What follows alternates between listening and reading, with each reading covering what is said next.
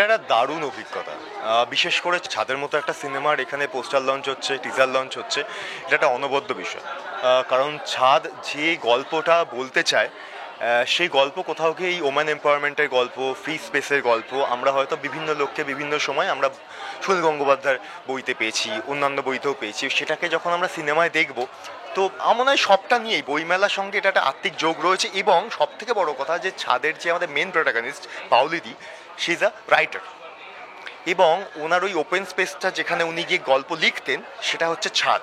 তার কাছ থেকে ছাদটা কেড়ে নেওয়া হয়, তারপরে তার রাইটিংয়ের কি এফেক্ট পড়ে, তারপরে গিয়ে অন্য কোনো পাবলিশার তার জীবনে আসে, তার জীবনের ছাদ হয়ে যে চরিত্রটা আমি করেছি, হ্যাঁ, যে ওকে নতুন গল্প লিখতে সাহায্য করে, তার কোম্পানিতে ওকে বলে যে তার প্রেস থেকে যেন উনি গল্প লেখেন। তো এটা একটা রাইটারের জীবনের গল্প। তো একটা রাইটারকে নিয়ে যখন সিনেমা, সেটা বইমেলা থেকে আমার মনে হয় না আর কোনো বেটার প্লেস হতে পারে সেই ছবির পোস্টার এবং টিজার লঞ্চের ক্ষেত্রে।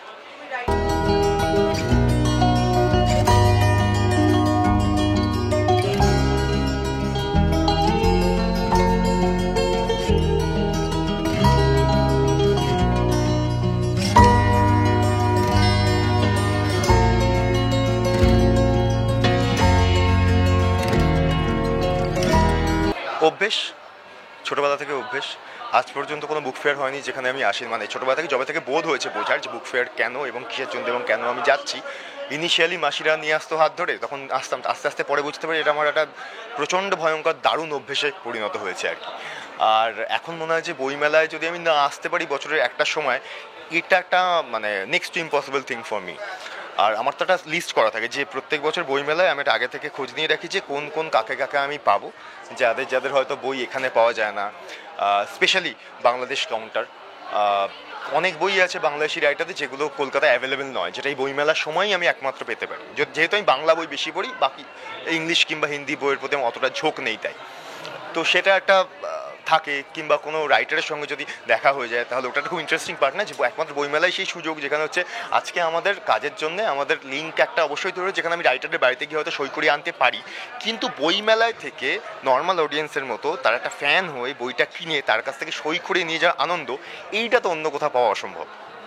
হ্যাঁ, এটা আমার জন্য একটা সাপে বড় হয়েছে আর কি। মানে আমার প্রোডাকশন থেকে আমাকে আগে ছিল যে কথা ছিল যে 2 ঘন্টার জন্য ছাড়বে, ওরা আজকে যে আমার অফই দিয়ে দিয়েছে, এটা আমার কী ভালো করেছে ওরা।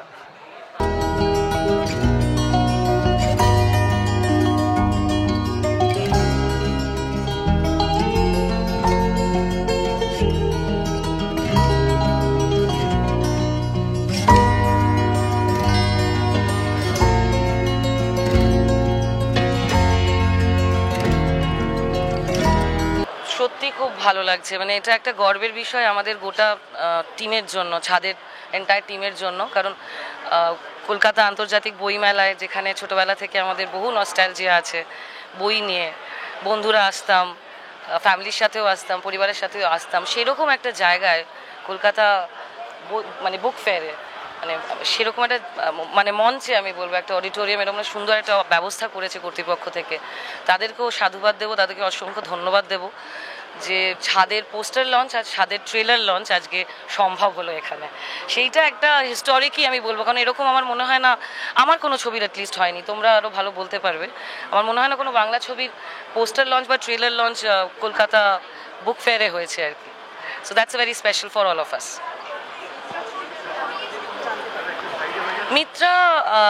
মিত্রার মতোই, মিত্রা আমার মতো নয়।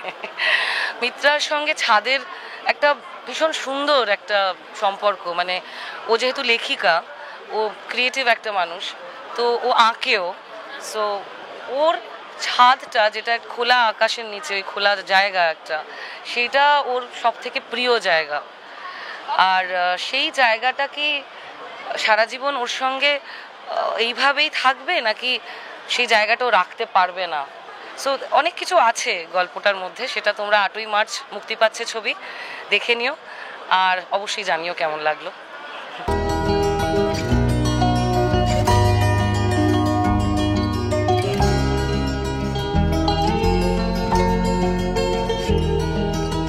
ভীষণ, যে কারণে না ছাদটা আমার জন্য এতটাই প্রিয় একটা জায়গা, যে কারণে আমি যখন ইন্দ্রাণী, আমাদের যিনি পরিচালক, ও যখন আমার কাছে স্ক্রিপ্টটা নিয়ে আসে, আমি গল্প বা মানে স্ক্রিপ্ট শোনার আগেই আমার নামটা শুনেই আমি বলেছিলাম I am doing it, because আমি কোথাও একটা বুঝতে পারছিলাম যে something interesting is going to be there in the script.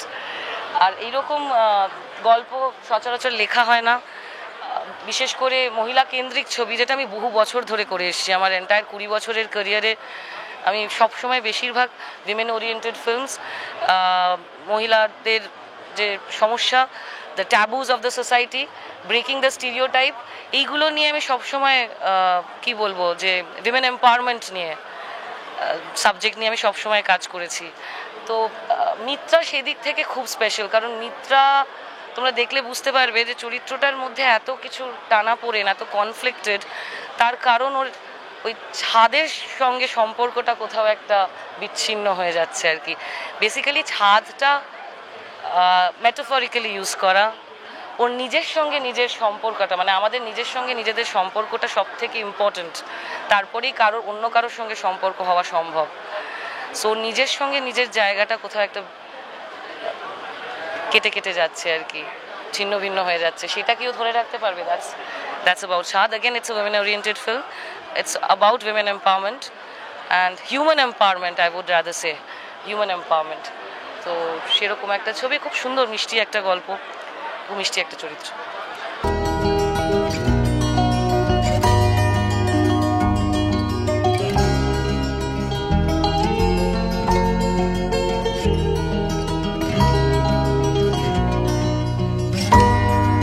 দেখুন, ব্যাপারটা কী হচ্ছে জানেন তো, আমি নিজে আমার ছাদটা খুব একটা প্রিয় জায়গা ছোটোবেলা থেকে। বাবা একটা চিলেকোঠার ঘর করে দিয়েছিলেন, ওখানেই আমাদের পড়াশোনা, আমরা দুই বোন, ওখানেই আমাদের ঝগড়াঝাটি বা পড়াশোনা করতে না ইচ্ছা করলে ছাদে একটু ঘুরে বেড়ানো, ফলে ছাদটা আমার কাছে খুব প্রিয় জায়গা। এবং জীবনে চলার পথে একটা সময় ছাদের অত অ্যাক্সেস থাকে না, বাড়িটা পাল্টে যায়, মানুষের জীবনে যা হয়। তো ফলে তখন একটা ক্রাইসিস আমার জীবনেও হয়েছিল, এবং সেখান থেকেই একটা ইচ্ছে যে একটা কিছু করব এটা নিয়ে। তারপরে ধরুন গল্প তো একটা মানুষ বানায়, তারপরে খানিকটা জীবনের অভিজ্ঞতা, খানিকটা আশপাশে দেখে, খানিকটা কল্পনার আশ্রয় নিয়ে যেমন করে কোনো লেখক লেখে তেমন করে এই স্ক্রিপ্টটাও লেখা। তবে অনেকটাই নিজের ব্যক্তিগত ফিলিং থেকে, ব্যক্তিগত অভিজ্ঞতা থেকেই এই ছবিটা করা।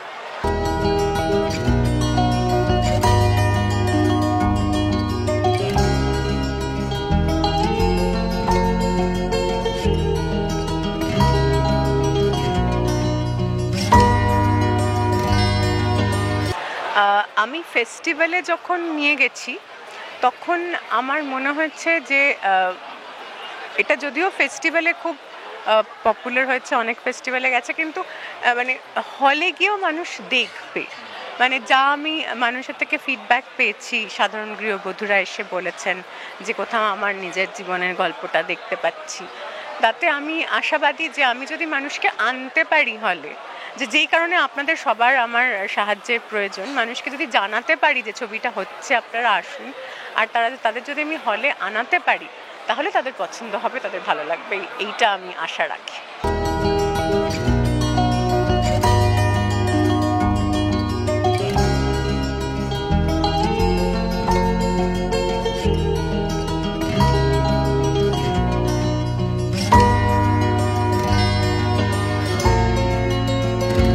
তো আসলে কি, বুক ফেয়ারটা তো আমাদের সবার খুব ভালোবাসার জায়গা।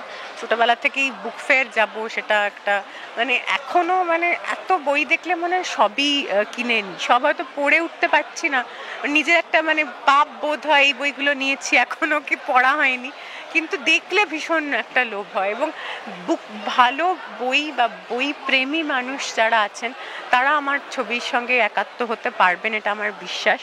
তাই জন্যই বুক ফেয়ারে আসা, যাতে এই মানুষগুলোর সঙ্গে আমি সরাসরি যোগাযোগ করতে পারি এবং আমার ছবির কথা বলতে পারি, যাতে এরা ভবিষ্যতে যখন আমাদের রিলিজ হবে তখন আমাদের ছবি দেখতে আসেন। তো আমার মনে হচ্ছে যে আমার দর্শকের সাথে একদম সরাসরি যোগাযোগ করার এটা খুব একটা ভালো জায়গা, এবং ওনারা আমাদের কর্তৃপক্ষ, বুক ফেয়ার কর্তৃপক্ষ আমাদের এই অনুমতিটা দিয়েছেন, আমাদের অনুরোধটা রেখেছেন, সেটার জন্য তাদের কাছে আমি খুবই কৃতজ্ঞ। এবং খুবই ভালো লাগছে বুক ফেয়ারে এটাকে ইনঅগারেট করতে পেরে, কোনো একটা হোটেলের কোনো একটা বলরুমে, কোনো একটা ব্যাঙ্কুয়েটে না করে এই যে মানুষের মাঝে দাঁড়িয়ে আমরা ছাদের কথা বলতে পারছি, আই এম ভেরি হ্যাপি।